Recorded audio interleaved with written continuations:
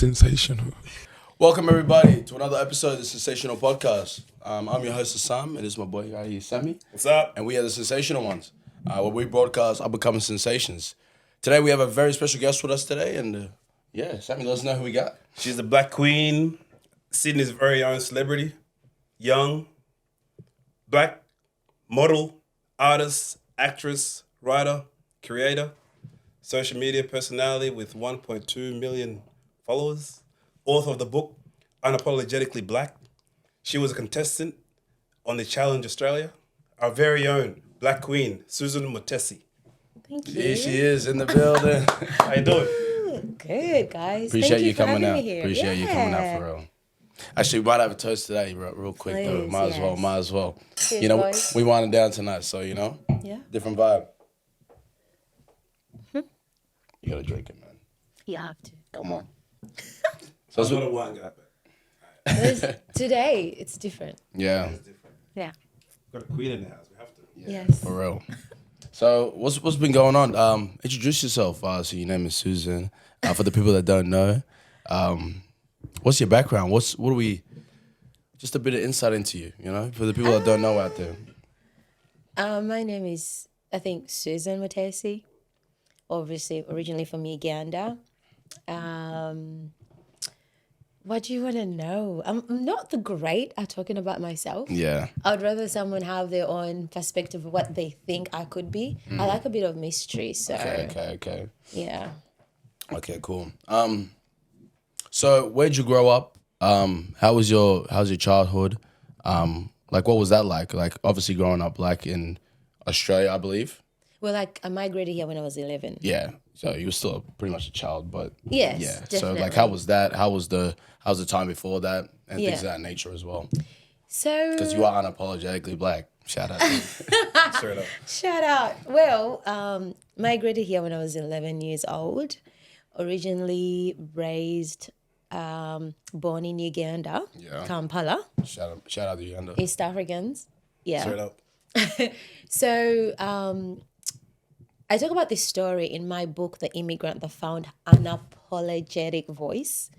Show That the book people. right there. So Goes hard.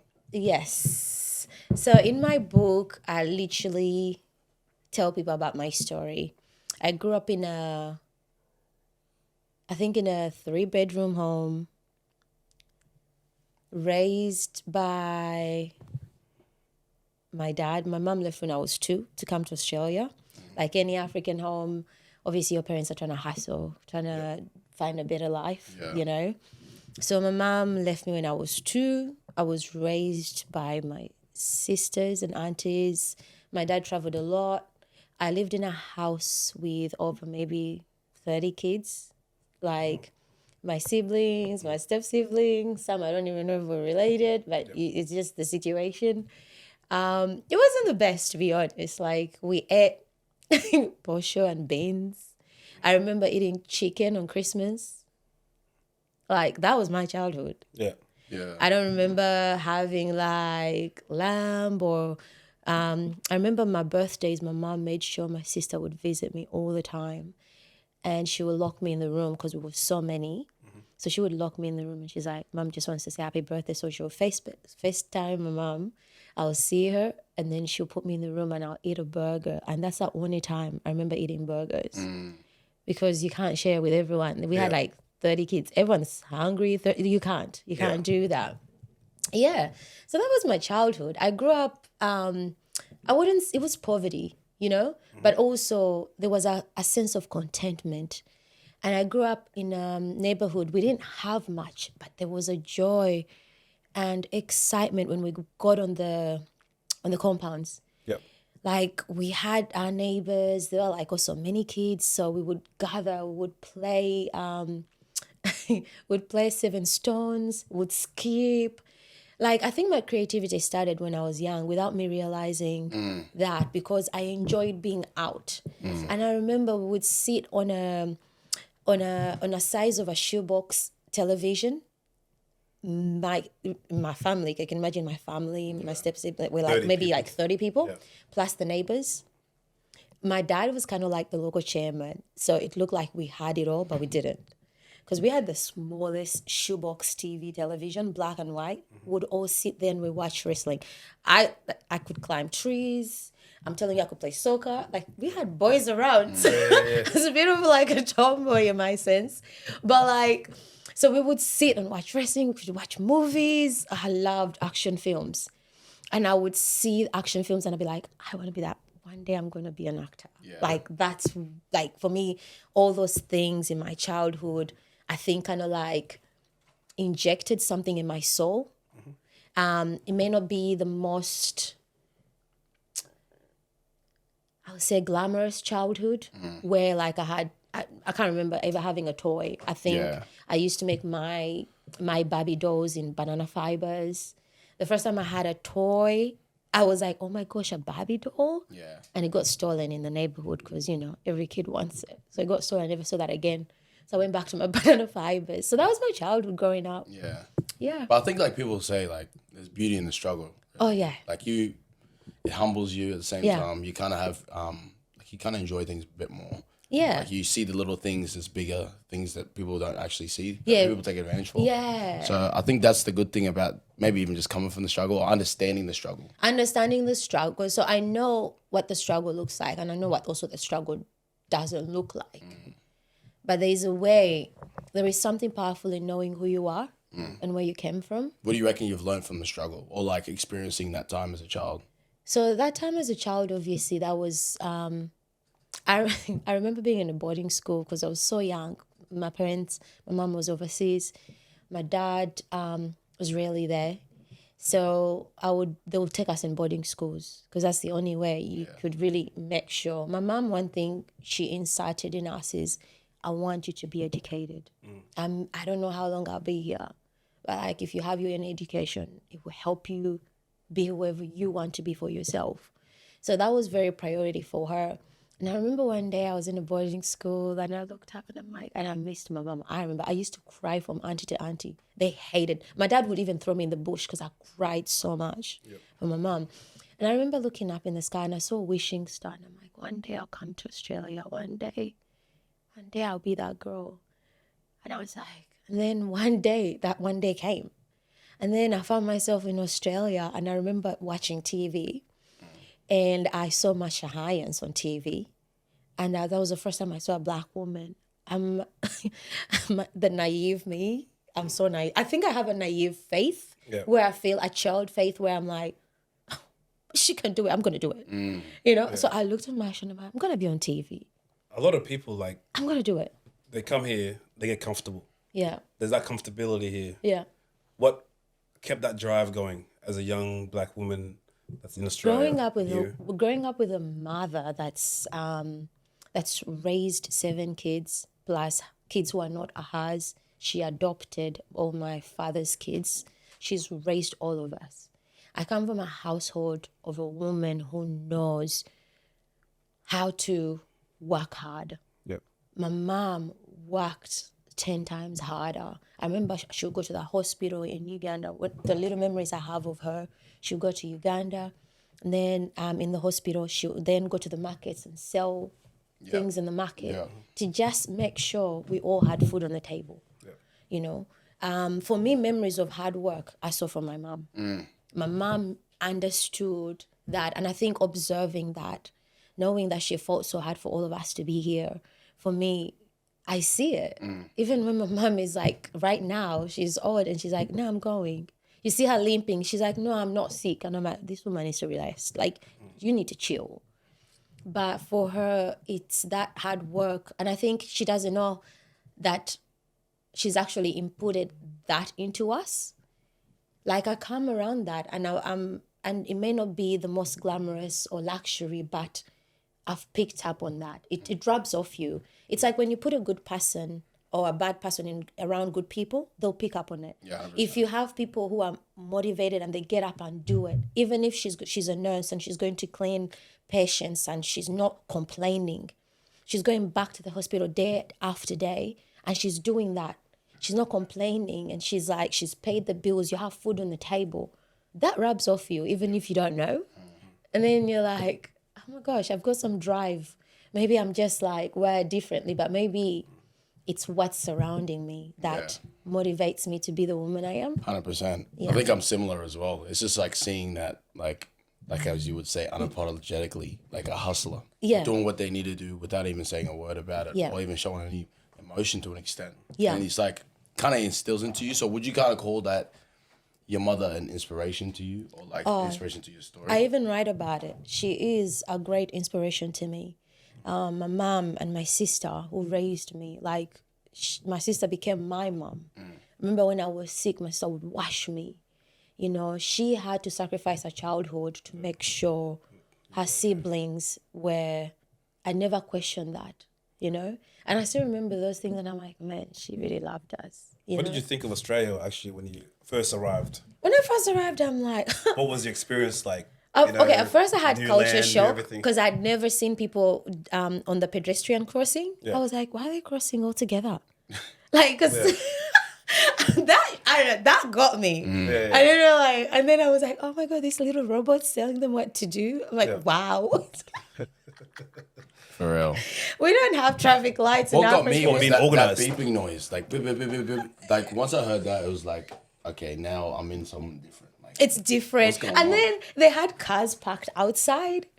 Like, they had cars parked outside. And I'm like, yo, people will steal this. Like, in South Africa, man, that's gone. Yeah. And I'm like, they're so safe. So those little culture shocks. But then for me, as Suzan, I was like, And opportunities. what year was that? Like, Can't remember. Like, I don't know. You just want to know my age. no, Don't you? I'm just asking. okay. just asking. I'm graciously 37. Just so you know, I'm the oldest in this room. Okay. Mm. All right. You look 21, by the way. You look Don't good. worry. Black don't crack. The boys be telling me. You know, when a boy, old 21-year-old boy pulls up at you, he's like, same age. And I'm like, damn. We shouldn't you? I swear, I thought she was 21. I know. I All know. right, you look good. You know, I do a lot of skincare. I drink a lot of water. Yeah. I don't like stressing. I have to be on my water then. Damn. Man, the water helps. Cleanse your pores. I use serums night and legit, I care about my skin. I will not lie.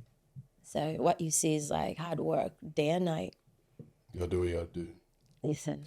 So your, early years here in Australia, as a young black woman, obviously you came early. There wasn't really that many Africans in our community here. What was your experience like being the only person in your environment? Did you face a lot of, racism? Yeah. All right, so dig into that.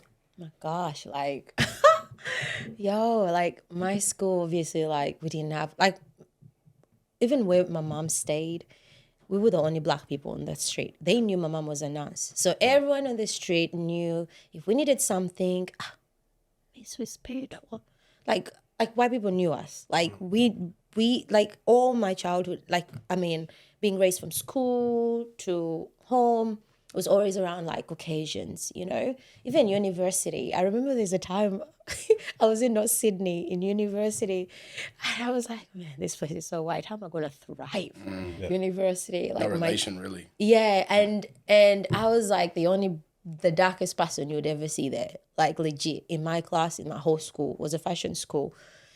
And I remember there's a time I went to the shops and I saw a Fijian. And that Fijian person saw me. Do you know when you see a black person and you're like, And we looked at each other for the longest time. He's like, you're going to be eating for free until you finish that degree. And literally, I've never paid for food because it was so critical when you saw you know what I mean? Like, there's no way I could explain it. Of course, there was a lot of like racism and bullying at school. I remember in my drama class, there's a teacher who was teaching drama and also teaching, I think, English. My sister was smart. My sister was smart. Like, this girl could S anything, like sciences, biology, like just smart.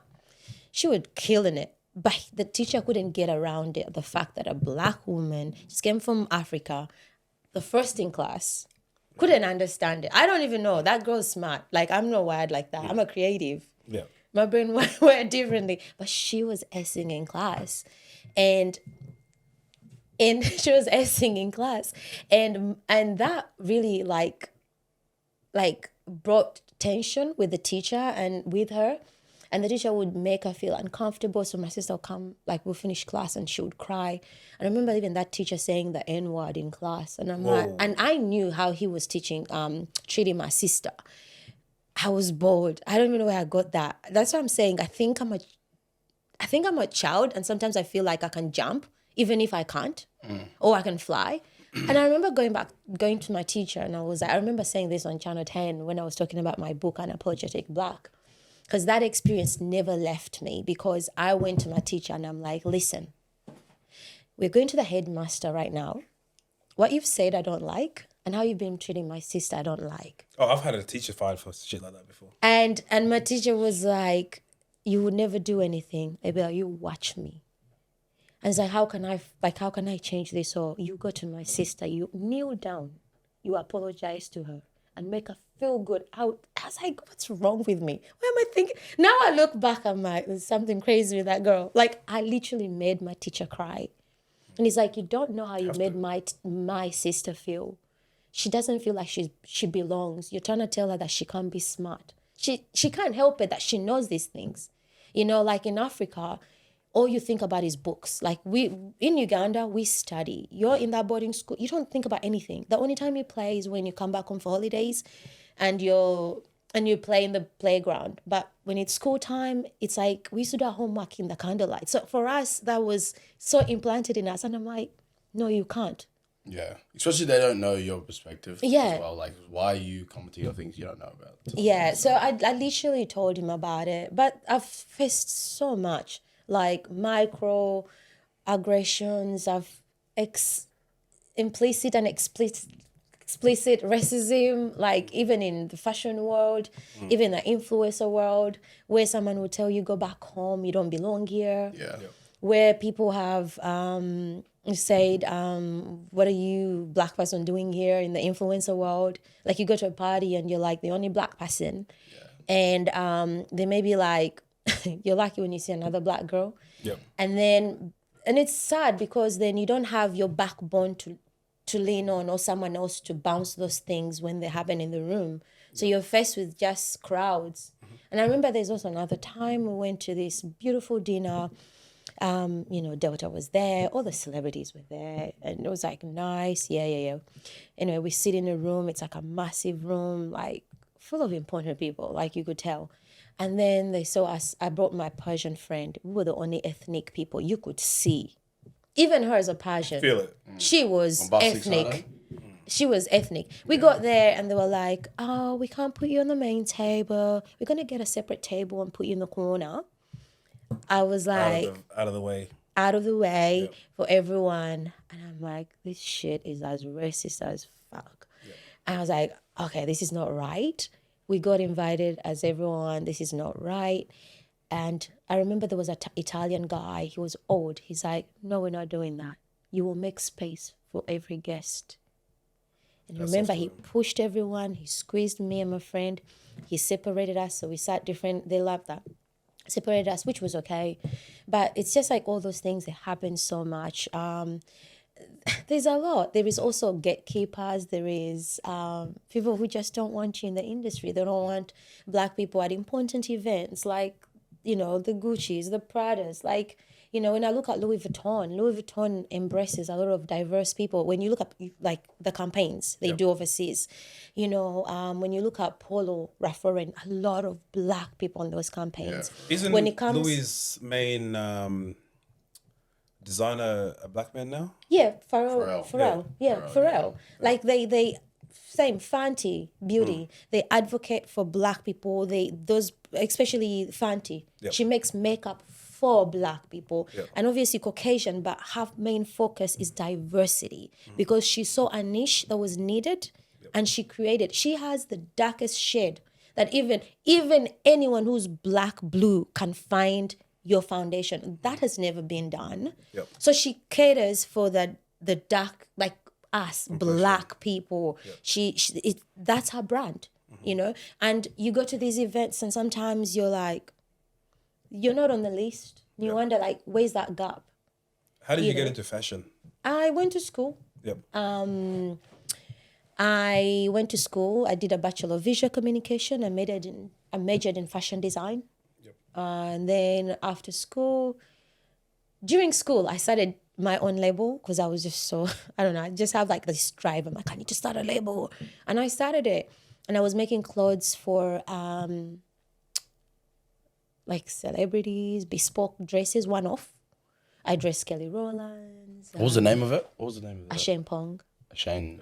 Ashane Pong. Shane Pong. I don't even know why, because it's a Ghanaian name. That's how young I was. Like, it doesn't even make sense to me. Now I look up, I'm like, why didn't you just call it Suzan? So how did you get to? I didn't call it Suzan because I felt I was so shy and I was so scared.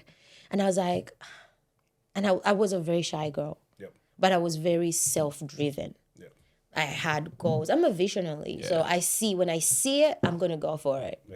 Like that kind of like drive, if that makes sense. Yeah. You said Kelly Rowland. How did you get to that? How did you get to doing that? Okay. One thing about me is things I'm passionate about is obviously creativity, charity. Those are things I've always done since I was a kid. That's how my mom raised us. My mom, even when we were little in Africa, she would send us to church to clean. She'd just go. Just like that has always been implanted in me. If any charity is looking for people to run, even if I don't feel like it, I know I've played my part in making a difference wherever that is, whether it's cancer. Like, for me, things that make me happy, like those things I care for, I make priorities for. I don't have to think twice. I'm like, that's important to me. If I can go to the club, I can do that, you know? So there was a charity I went to. I had my gowns. I had just started designing, and I was designing for like Africans and friends and Caucasians and friends' weddings, like people from school. Like, hey, Sus, make me a wedding dress or make me something. So I was doing that, like low key. So you were making it yourself at home, or? Yeah, I was designing at home, and then I started I was manufacturing from India. Like I started making like high beaded couture, like bespoke one-off. Like pieces, like very unique just for you. Oh, I've seen it in your book. So I wasn't making it for like mass. And then sometimes when you'd make it, someone wants it, and then I'll just make it for like those numbers. Like I'm making only 5 and that's it. And that's done. Then I move on some like a different creation. I love that because then people felt special. They felt like I'm the only one who has this and no one else has it. So I love that. Every girl usually wants to feel I feel like that's a good thing too, because being African as well, it's like you're not pressured to do African pieces. It's like you can just diverse yourself to like what someone needs instead of what you make. My imposing anything that I believe in or whatever, like kind of like just creating for being creative. And it expands but how I got into fashion is I did a collection. And then a friend from Rwanda, I talk about all that in that book. And they called me I told her I'm coming. I'm gonna do a collection. Let's sell my clothes and let's raise money for kids in Rwanda. Like, let's make a difference. That's okay. I'm happy to do that. And I know where I come from. Poverty is real for me. Like, I know where I come from. Like, that's one thing someone can never take away from me. Like, don't even try and that's why you have the drive that you have. Yeah, I know me. Humble beginnings. Yeah, so don't even come for me. This girl knows herself. So I remember, I did this collection and we sat, and she was so happy because we raised a lot of money. And in that room, there was a lady who's like, Faith. I'll never forget Faith. She works in PR. She was working with all these fashion brands. She looks at me. She comes to me, you young girl, you've got talent. I'm like, me? No, I don't. She's like, I want to help you. And she's like, really? I'm like, yeah, I'm going to help you. Give me this collection. Let me do something with it. I give her the collection. Like magazines. I've been in Vogue. I've been in Italy. What? Like, I'm not here to throw names, but like it's happened. I've seen it. But why did that happen for me? I served. I showed up when no one did. I created when I didn't even know something was going to be given back to me. I had no expectations. And I feel like that's been my superpower. Just kind of like going and serving and giving myself to someone or something without any expectations. And then it's like the universe is like, all right.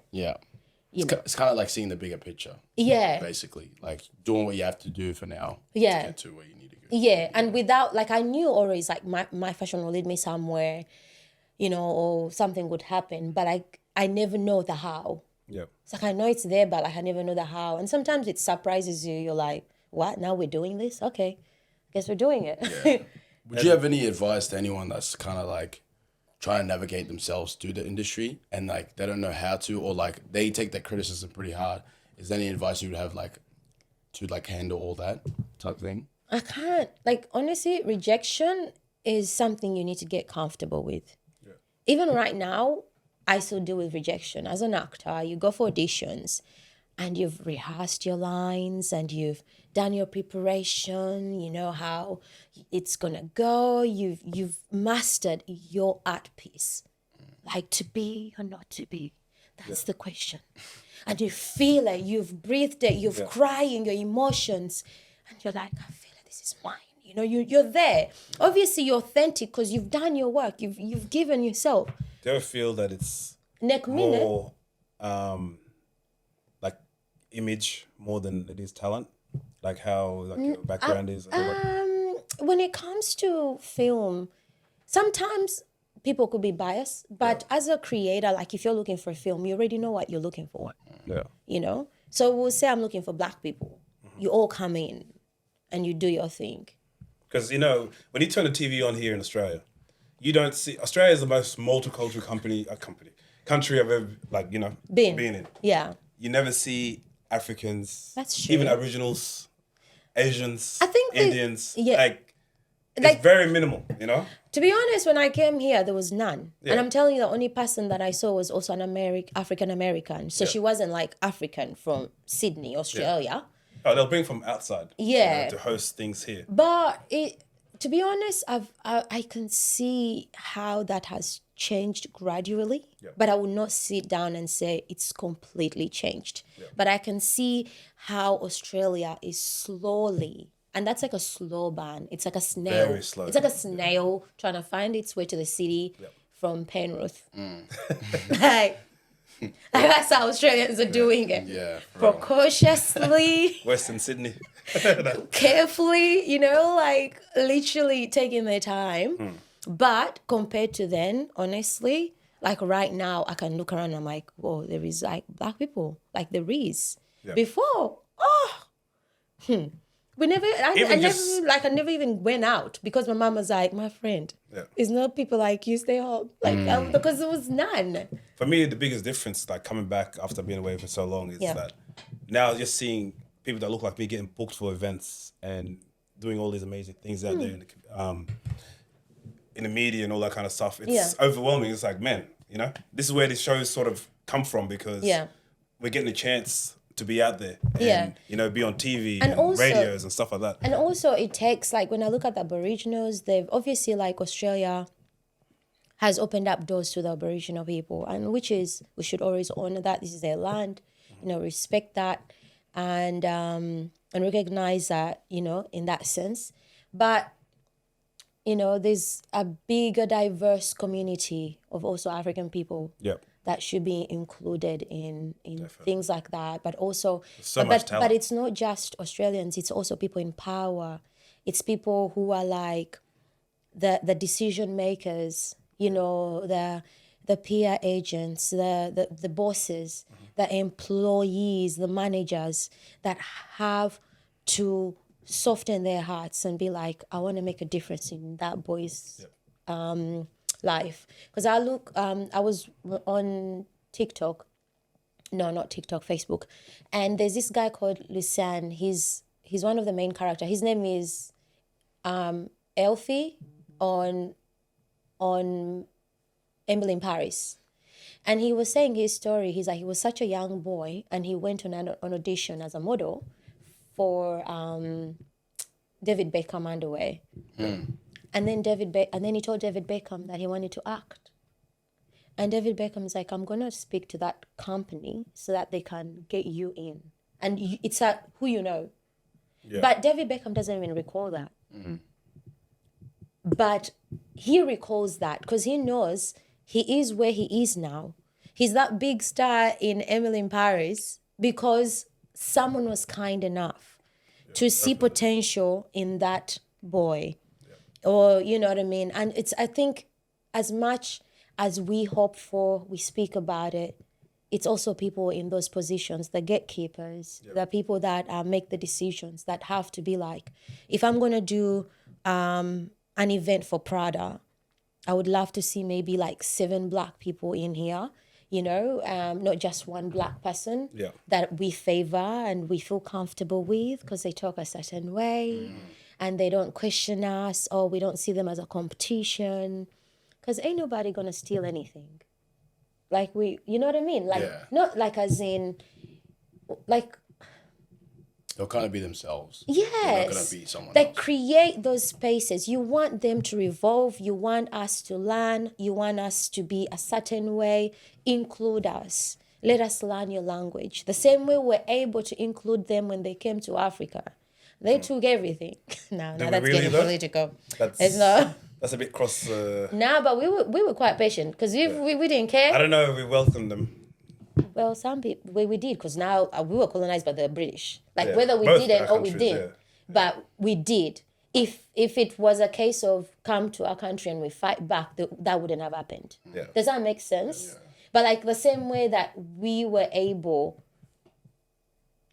It's not the most comfortable thing because no one likes to be colonized or even enslaved or told what to do. Yeah. But that's what I'm saying. Like if we're able to welcome you. I think we've more... If that makes sense. Gone past it now. Yeah. And accept it as history. Yeah. Rather than dwell on it and continue to feed off that negativity. No, you can't. You can't. Yeah. But I'm saying, like, if you felt so comfortable to enter somewhere uninvited, I'm pretty sure you can just take a name and say Suzan is on there, Sam is on there. That's the least you could do. Yep. To kind of like make us feel like we can step into different spaces. Then how are people going to feel like I can make content for this brand or this brand? I remember I was in Paris this year and man, watching Louis Vuitton runway and seeing a diverse lineup of Black people and Asian people, man, from all shades of the continent. And I was like, hey, these people are like, today I ate. Like those Black models must be thinking, I'll go pay today, you know? And such an opportunity to work for such a brand. But I also got the opportunity to speak to Pharrell, like at this event. And I told him, man, what you did for that fashion show was huge. It's kind of there.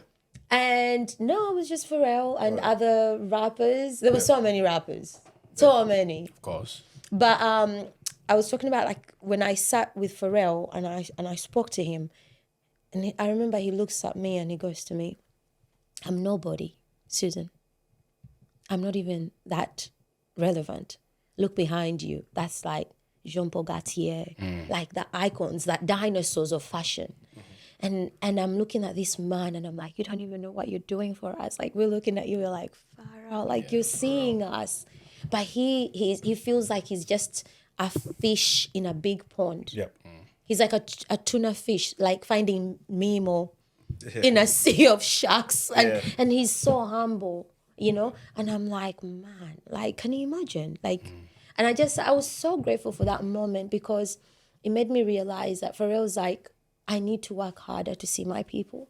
And he said how important that show was huge for him because he wanted to represent the continent. And you could see it from the lineup of the models that it was representing the continent. Yeah, 100%. Yeah. You even experiencing or even getting in them doors of like, obviously you've been around Tom Cruise, obviously like you said, Pharrell, things of that nature. What goes through your mind, or what's like the thought process of like seeing them people live, or like even being able to talk to them, even be able to see them? Okay, to be honest, like, because I'm thinking like going back to my childhood as a young girl, sitting on the floor. We never like, I mean, we had the couch, but that was for the older people, like my dad. I mean, my household was different. You know, a lot of discipline. Like I don't even know how some kids get away with things, man. For real. My dad didn't play. My dad will whoop your ass. You know, he was that man. Okay? Like, he was that man. Yeah. But you know what? It's made me the Suzan I am today, and I don't complain. Although it's kind of like giving me some trauma, but That was therapy. But anyway, so what was I talking about? Getting through them doors and like the thought process behind it, Which doors? like the big doors. Oh, like talking to Tom Cruise and yeah. Pharrell. So I feel like sometimes those moments are like, is this really happening? Like I make sure that whenever I get invited to certain things, I bring one of my closest friends. She's African. She knows how to walk those rooms because we've worked it out. I don't trust many people. I've been burnt. Banned. Burnt, like burnt, like scarred by people's traumas, people, like navigate. And I talk about that, like navigating friendships when you want to get into the entertainment world. You need people who will elevate you, people who understand those rooms. Sometimes people see you in those rooms, they don't know how lonely you are. Sometimes people don't understand what you had to go through. They don't know the racist things you go through. They don't understand the bigger picture of that person in that room. I also think that most people are doing it for themselves, Yeah. But you've got a whole nation on your back. You've got your family on your back. Yeah. You have to make it. You've got no choice. Yeah. You've got everything on your shoulders, and you got to walk through and perform every time that that light hits you. Yeah. And also I think because coming from a big family, I've got a lot of nieces. So for me, that's my drive. I've got like 7 different like obviously like aunties, uncles, friends, and they know I'm that auntie. Yep. Like my nieces, I'm so close to them. I talk to them. I know the things they go through at school. Yep. Mixed, some are just black, and we do life together. I hang with them. I talk to them. That's what I live for. Care about the black girl. I know how it was like for me. I know. I know. I remember going back home crying. I've cried tears people have never seen. I know how it feels. Some of us just know how to smile through it, but then when you get in the car, you break down. There's times where I would have You anxiety. have to put the mask on when you leave the house. You get, like, I remember I used to start, I'd started getting anxiety when I would go on red carpets. I was shaking, like literally shaking. And I remember I would just, I would stop and I would close my eyes and I'd be like, it's okay. And it's like I zone out and then I'll walk. Sometimes they'll be like, did she see me? If I didn't see you, I didn't see you. Because I'm trying to work out how to thrive in a space sometimes where someone is like, what are those, people doing here? Oh, she's here. Like you hear it. Yeah. Like it's whispered to you because people don't want you. They don't want you to stop. The people will say what they need to say for themselves. Yeah. But you could look at me and you could judge me from seeing me on platform. Oh, they've said, this tabloid's read, Suzan is A, B, C, D. Trust me, you get where I am. You will get the same shit and even worse. Yeah. To be in those spaces, you got to be comfortable for people to talk about you, good or bad. Unapologetically. Unapologetically, Tell they'll them 2 have their times. opinions. And everyone does. Tell them twice. But What about your music? Tell us a bit more about your... Because I'm a creative, so words come to me, lyrics comes to me, and I was just trying to explore, man. But which is a good thing, because as Do we have a Suzan album coming soon?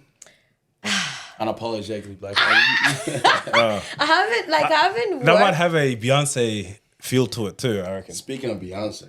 I literally danced for Solange, yo. Oh, tell us more. She was in Sydney.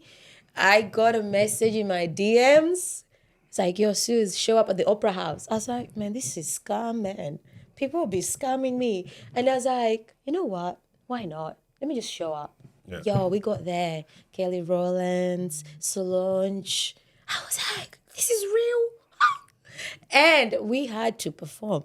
Thank God. I'm a creative. So what type of message is this? Not everyone is getting this message. Yeah. You just got this message, you're meeting all these people at the Opera House. Other people also got messages, but we didn't know we were all meant to be there. I don't know who sent the message. Yeah. I think they selected a particular group of people. Because when we got there, we were maybe 50 people, and they chose only 6 or, yeah. So when was this? Kind of. That was oh my gosh, like I could check on my phone because, iPhone be telling us when you just Memories. done. Yeah, memories. memories. But like, I don't know, like maybe like 3 or 4 years ago, because I used to have short hair. I used to shave my hair and it was all bleached white and just experimenting. How was that experience though? Like, I'm not Kelly- attached to my beauty, like as in cutting my hair or No, like, like dancing for Shalom and Kelly Rowland. And I feel like all those experiences I've had are meant to show me anything is possible and you believe. Are meant to show me that take a leap, take a risk on yourself. I just showed up. Yep. I didn't know. Shut up as itself. I just showed up. When I started designing, I just showed up. No one wanted to do that. I just showed up. When they told us show up for this without even knowing, like someone doesn't have to tell you. If everyone said Beyonce's gonna be there, of course you will show up. yeah, for real. Yeah. I just showed up. And sometimes you gotta show up for yourself. Sometimes you just gotta be like, should I just stay home and watch TV or should I just show up at this festival? What if you meet someone that needs to link you where you need to be? And I feel like for me, my life has always been that, like, just showing up with no motive. I don't have any motive that I want to use anyone. I just want to be in the room. And in the room you meet different people. And I talk about that too in the book, like how to walk a room, how to navigate the room. Not everyone that's flashy is the right person that you need to talk to. Sometimes the owner of Person in the corner. Really. yeah on Facebook is the guy that doesn't even have the flashy watches and stuff. But they have what you need. And just being yourself, being humble. Like some people look at me, they're like, Suzan, you're so normal. And I'm like, of course I'm normal. Like I know me. Like that's another thing. Like when people read things and they have perspective of what Suzan is, and I'm like, you can't break a strong soul. Like I know days where we didn't even have food in the house. Like you can't break a strong spirit. My spirit is built different. Like I'll cry, I'll go through the pain, I'll feel that.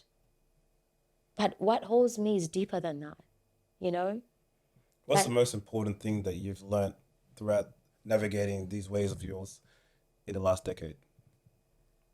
Could you repeat that question, please? In the last decade, what was the most important lesson that you've learned in your journey? Or experience that taught you the biggest lesson.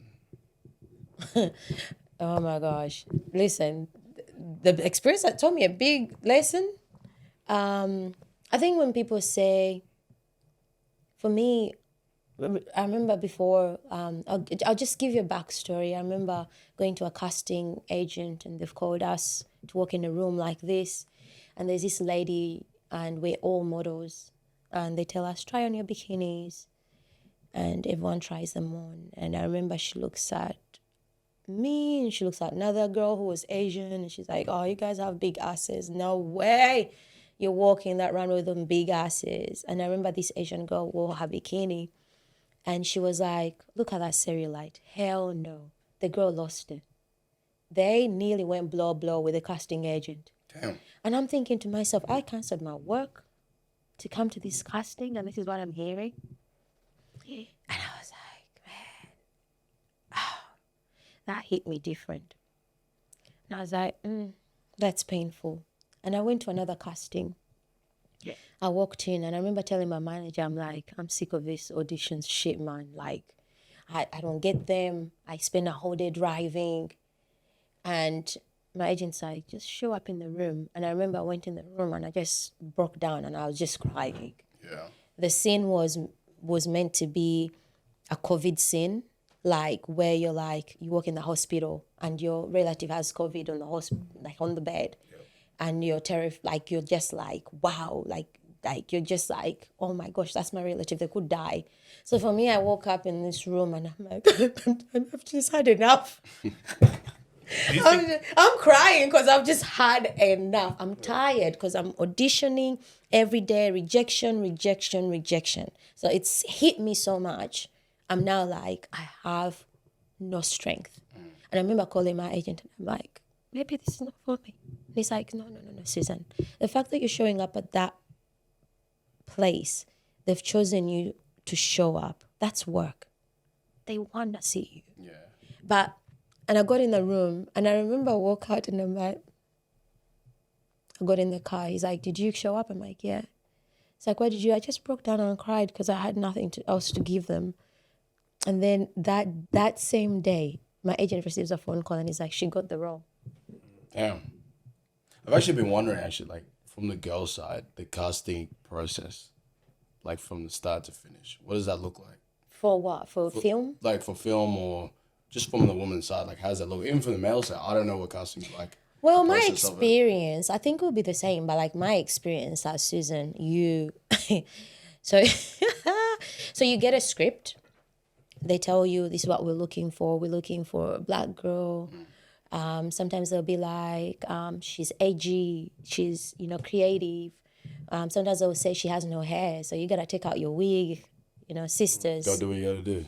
Keep your wigs happening. As an actor, don't be so attached to the hairs, don't be so attached. You gotta be free, because you never know the role that could get you the job is when you don't have hair. Yeah. Or it's when you don't know. And especially as a black person, you don't have a lot of options. You don't have, I'm not Viola Davis yet. I'm still somewhere, you know? Yeah. So you get that, like you obviously you get the brief, you know what they're looking for. We want this, we want that. So you got your lines. For me, my process is I read my script. I understand what they're looking for. I take time. Sometimes I'll tell you, do a self-tape and film yourself. So you have to find someone to read the lines for you. That's also another job. Not everyone is available. Until you audition, or like you have to be responsible. Like, let me say the role is today. Like, let me say Nicole Kidman is like, oh, we need black people in this. Cast this today. We need it by Monday. Damn. Your job is, if you want to be in, you got to jump in. Like, if you want to be in the game, you got to be in the game. And those are the sacrifices. Those are the self-disciplines you do for yourself. Those are the things like, hey, mate, can you help me with this? I've used my nieces. I'm like, yo, we're acting today. This is what we're doing.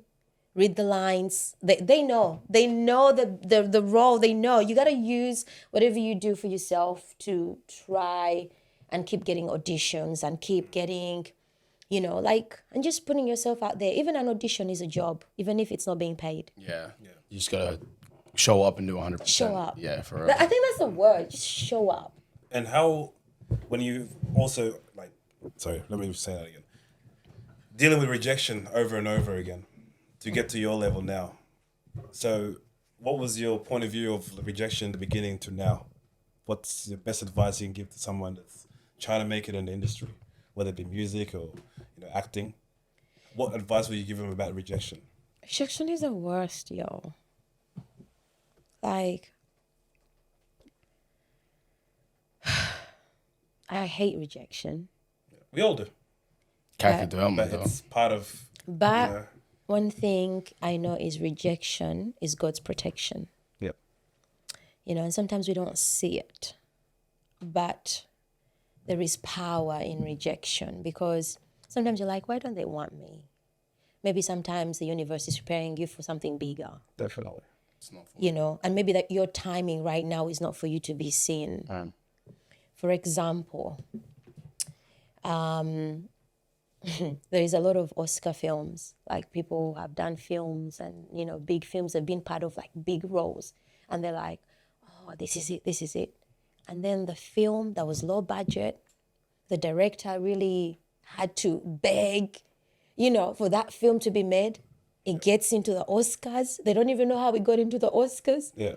And you find yourself in a room like that and you're like, oh, shit. On this little shit budget. Yeah.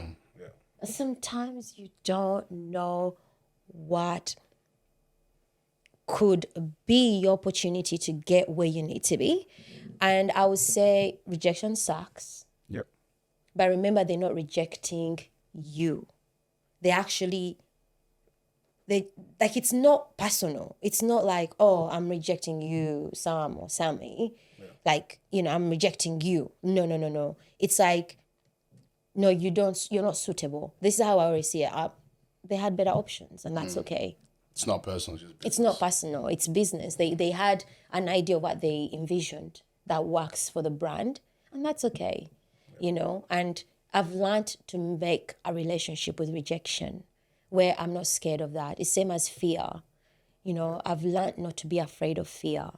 I feel like sometimes fear can imprison you and can make you numb, where you're like, I can't walk into that room. No, I'm not going to go. No, today I'm not going to go. I don't feel like it. I'm scared. I'm nervous. Like some boys who are like, I'm so scared to say hello. What if you say hello and that's your wife? Man, move. So yeah, Susan, we understand that you're an author as well. Like, go into a bit of what was the thought process into going into that, and what does unapologetically black mean to you as well? Gosh, like you asked like 3 questions in one. 2. Was it 2? Yeah. Rephrase. What made you get into being an author, and what does unapologetically black mean to you? I'm a wordsmith in that sense. Like for me, words relate to me. Words. I love words, but also I love solitude. I love journaling. I love reading. I love meditating. I love ink on paper. I love the smell of paper, like sitting on the beach and writing your thoughts and kind of like manifesting, writing your vision, writing your plans, and I love doing that every start of the year. I kind of like go by myself to the ocean, and especially like somewhere quiet. Like I'm not looking like to talk to anyone. It's just me, God, space, Just like therapeutic. solitude. And I'm like, what does this year starting mean to me? What am I grateful for? What do I want to see? How do I feel? Because sometimes I feel like the start of the year can be overwhelming. So for me, I started to realize like sitting with the words and writing words for me was healing, it was therapy. It was voicing things that I couldn't say to anyone. Like that book was like therapy, talking about my childhood. No one knew that. But those are things, it's like I'm having this therapy session with me, with my soul, so I can kind of let go, forgive, not be resentful to the choices my parents made. Yeah. I'm not going to look at my dad and say you're the worst man because you had so many women, or you know what I mean? Like our childhoods as African people can be traumatic. 100%. I think also for women especially. Like and there's That also makes that sense. culture, because I talk about the culture, like how cultures want black women to be a certain way, how they don't perceive us as contributors to the society, or like what we could bring, and working that out in my head and be like, what does that mean to you, Suzan? What do you see this Suzan today and Suzan tomorrow? How can I let go of the things I've been resentful for? If it was only my mom and my dad and I didn't have to worry about. But then you're like, I'm grateful for my step siblings. Yeah. Like coming to a place of resolve and being like, I can forgive you because you didn't even know better. And I want to look at you, human being, and be like, fuck, that's my mom, that's my dad, and I love them, and for me, words became that for me. Putting ink on paper, I needed that. To not be resentful, to love better, pass understanding, Like sometimes you're like, maybe we are like this because we grew up in this neighborhood, we didn't have that. Then you start realizing maybe if my childhood was different, I could have, no, You but could have been comfortable yeah. and not But that's what I'm pursued saying. anything that you wanted to. But It's you. but let me With tell your you, you don't understand that when those things start hitting you, and you're, like, and that's another thing. Like, us African people, we're not taught about trauma. We're not taught. We're not told. We're told to keep on quiet. that. Don't talk.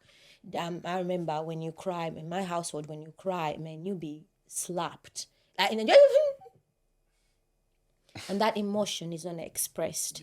That feeling is not expressed because sometimes tears is the only way you can express how you feel. Sometimes I'm like, I just want to cry, and that's okay.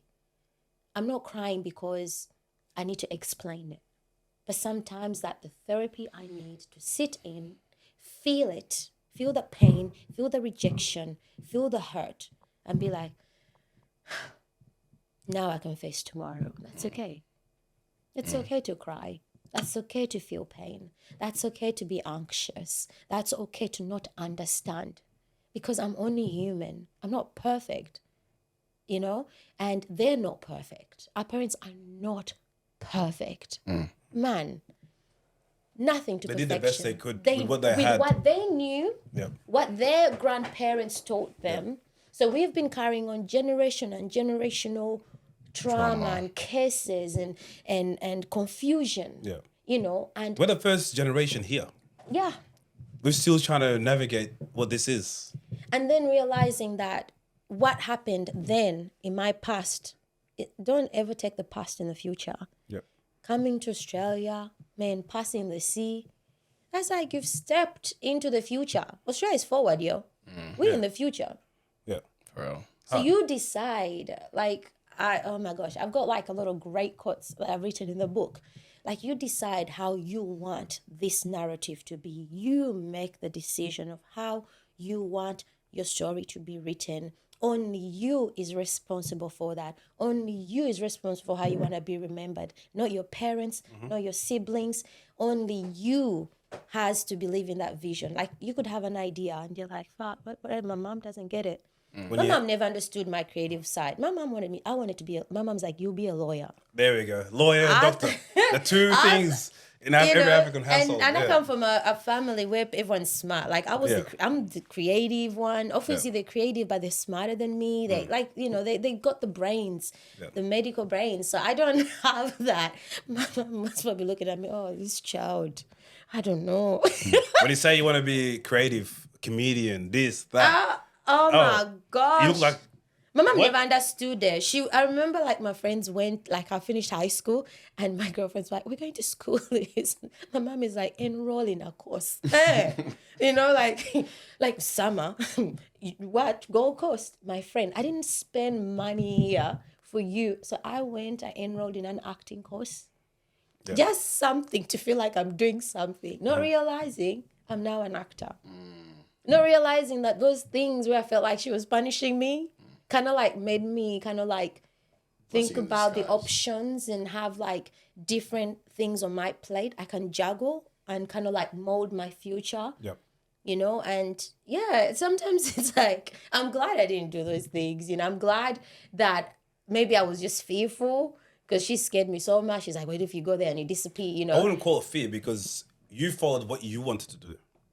That's standing on... It's not like sometimes you want to sit in that class and the teacher is teaching and your brain is like, oh. Yeah. You're looking at your friends, they're like, girl, ooh. You're young, your emotions, your feelings. But sometimes it's also that instinct. It's like, I'm going to do that. And I found joy in it. Yeah. I'm a girl who, was always in a boarding school. So I understand discipline. I know how to wake up at 3 a.m. in the morning. You clean the dormitory. You peel potatoes, you train really hard. Like my childhood, like, it's not like a childhood would be like, you look at Suzan right now, girl, it felt like army vibes. Like you're in the army. Just call this girl. Army, like you wake up, you study, you clean, you cook, you mold. And by the time like it's 10 o'clock, you just want to sleep. But you can't because that's when school is starting. Yep. I used to walk kilometers when I was little with my big bag and I'm chasing my sibling. All I remember is long legs. I was so tiny and I'm chasing them after and after. And I realized I was like, I'm tired of chasing these people. Like, I'm just tired of it, But all those things, when I look back, I'm like, man, they made Suzan. Yeah. I feel like all your experiences shape you into who you're supposed to be. Yeah. They play like a little narrative in your story, right? Yeah. I always say like the harder the story, the better it will be. As in the harder the story was, the better the story would become. Like people will be more intrigued into how it was or how it ended up. Type thing. Yeah. So It's your experiences that make the story great. and the mentality. If you've had an easy route to success, what is there to, talk about? What is there to write in a book? You'd be surprised. My dad gave me such amount of money. Oh man, that would be a good story. You kidding me? I'm just dressed up. I'm good to go. No, but you know what? But if you come from the gutter and you grind and you walk through the fire, and it doesn't matter if you make it at 16, at 60, you made it. That's true. You have a story to tell. Exactly. You know what I mean? But I also say, like, I've been blessed to be around the wealthy and the poor. Yeah. So I know what wealthy is. Man. And you can walk in a room and you smell money and you're like, damn. I don't have to worry about nothing. Like, man, that feeling is good. Yeah. Like, it's not a bad feeling. And it's so funny. Sometimes we condemn rich people and we label them as being malicious. They're the most generous people. Like, my experience is like they don't have to worry about tomorrow, but they have their own problems. Different journeys, different stories. Yeah. But they have their own challenges. They have their own struggles, but also the most kind people. And sometimes when you come in with a mentality where it's like, I want to learn how to make wine. Being a and student in how you got life. here, Yeah. how you own these vineyards. I want to learn how to make money. Sometimes that's all it needs. The Like, open. just Gotta be a student in life. someone everything. told me that you're always school is everywhere. Yeah. It's only you who has the choice and the eyes to see if it's a teachable moment for you. You can learn from a child. You can go in Africa and the littlest kid, homeless kid, can teach you something that Selling you tissue could- boxes. that you're like, And then they're not gonna take that money and just go buy candy. no. They're gonna go buy 2 more tissue boxes Crazy. It's crazy. and double it, 3 more, 5 more. Anywhere is school, There's there's a quote that I wrote in my book that is called "A lizard you hold in hands, you can also find in palaces."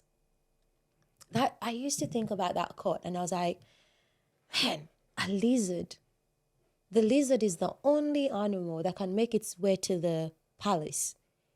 To friggin' palace with all the kings and queens. No one can enter there, but a lizard can. Yeah. I used to think, man, I'm a lizard and I want to be like a lizard. And that quote really fascinates me because I'm like, man, that little thing can get anywhere. And you can never catch them too. Nah, they're not hard. You can catch a cockroach. Yeah. You can catch a fly. Yeah. But a lizard? You can never catch a lizard. It's Too quick. Too quick. Yeah. Yeah. Anyway. What next? But yeah, Nigga. Sorry, we gotta cut this. but yeah, back to we'll talk about your book, Yeah. Unapologetically Black. Yes. What does that mean? Where's that come from? So being unapologetically you is to be honestly yourself. It's that inner truth that frees you from all self-deceits and the false perspectives that may be holding you. And that could be perspectives you've told yourself, Or you've heard from others. and sometimes they say the worst enemy is the enemy. Yep. Not just other people, what they say about you, but you could be your worst enemy. Sometimes. You sabotage yourself, tell yourself you can't do it. And you've believed that Self-doubt. so much. But to be unapologetic yourself, it's to work from the inner core of your being and to outwork that. And it will show in how you see the world, in how you walk, in how you think, in how you do things. It will show because it's coming from within. And for me, that's what that means to me. I feel like does that correlate to Unapologetically Black or the Unapologetically part? the unapologetically black also, your story. It's like working through those traumas. It's working through those fears. It's working through the narrative that has been said about black people. Yep. We can never be presidents. We can never be in rooms because, no, I don't care if those opportunities are not there. I will make those opportunities happen. It's that believe in yourself. It's that unapologetic thing. I've stopped apologizing for being black. I've stopped apologizing for being different. I can't help it if I'm wired differently. Can't gotta be help it if yourself I'm at all times. creative. You know, you can't help it if you're the smartest kid in, like, you know, in school. You can't help it if you're good at basketball. It's not your fault. And sometimes you go in places, you get rejected, and sometimes it makes you feel like maybe it's because I'm too good. Maybe if I downplayed it, maybe they will accept me. Maybe if I did it with maybe a white girl, maybe that would change. Or maybe if I had white friends or I had different skin color, maybe they will accept me. And it's in that space where you're so comfortable with the shade you have. It's like, no, you know what? This is good enough. Play the cards that you dealt. You know, this is good enough. And it will make room for me where it needs to make room. One thing I also believe is like the universe is massive. It's big. If we can all live in it, there's clearly a part and a role and a space for everyone. There is a space for you. There's a space for you. There's a space for me. I can't compete you. I can never be you. I cannot think the way you think. I can never look the way you think. I can never smile the way you smile. People can copy, but you can never be that individual. And that's the problem with today's world. Comparison. Everybody's trying to be the same. Comparison. Like the next person. Yeah. Nobody really wants to be authentic and be themselves, you know? Because, why aren't you like that? Or why aren't you on that trend? Why aren't you dressed like this? Yeah. Why aren't you doing that? It's like, these are just trends, Yeah. you know? They're dying out every couple of weeks, every couple of months, That's why every couple of years. I like dressing. So, like, sometimes they're like, Susan's best dressed. I'm like, yeah, of course. But I don't, sometimes I'm like, it's not because I want to make the best dress, but I'm so comfortable, yo. I could wear a nightgown and walk out. Yeah. You won't tell me different. I felt it. I believe that was the best fashion. Next minute, the next fashion show in Paris, Balenciaga is doing robes, like bathrobes, a fashion week. And I'm like, I started that shit. Like Balenciaga's built different. I started that shit. You know what I mean? But like, I feel like sometimes it's in that space where you're like, I'm just me.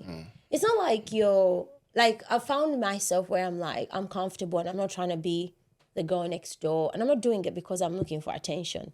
Yo, I'm chilling. Like, I'm happy, I'm comfortable. So I'm not trying to be anything. But if it inspires you, great. If it doesn't, you don't have to. I've got friends who are like, you look like shit. And then you get up in the morning, who's made best dress in different medias? Suzan. That's the one. But it's because I'm comfortable enough to step out and try things, to wear my African prints and go to fashion shows. Because I felt like today I'm going to be authentic. This runway, I want to represent Africa. I'm going to hold a calabash and go with my calabash and go with my African prints and wear this and wear that, and that's it. I'm not changing this. I've seen it. I've visualized it. I'm so confident. I will make you buy a calabash. And it works. You know, like, that's how I think sometimes. I'm like, today I'm going to make a dress out of books. And I'll wear a book and I'll make you buy a book. That's the unmatched confidence right there. So that's kind of like that unapologetic self-confidence that you've built within yourself. And I think you're not more trying to young impose women it. need that too. Yeah. Because everybody's just trying to copy the next, this generation that's coming through now. You find what suits you, what makes you happy, what makes you comfortable. You know, if you wake up and you want to wear Crocs, do you? Yep. Yeah. That's true. So that kind of gives an overview of like your past projects or like your recent books. But like, do you have any other books that are coming into the future and you kind of want to give a bit of an insight? Okay, I'm going to give a hint because this is not released yet. I'm writing a dating book. Dating. Yeah. Okay. What y'all think about dating in 2024? Well, if we remember from last episode, apparently I don't know anything about love. This guy's Yeah, y'all niggas are nothing about love. Well, let me be the judge. What are your thoughts on that? Dating in 2024, what are your thoughts as men?